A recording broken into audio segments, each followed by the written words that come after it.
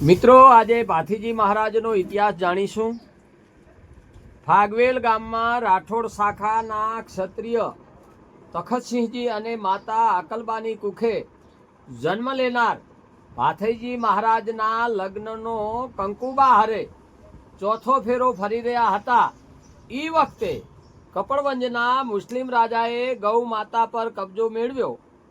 ગાયોને છોડાવવા માટે લગ્નનો ફેરો અધૂરો છોડીને દુશ્મનો પર એમણે વાર કરી।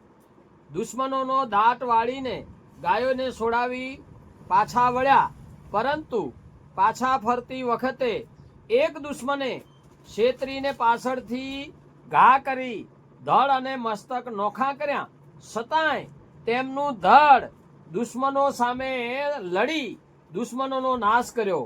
ઈ ગાયોનું રક્ષણ કરતા પોતાના પ્રાણનું બલિદાન આપનાર એ વીર પુરુષ ભાથીજી મહારાજનું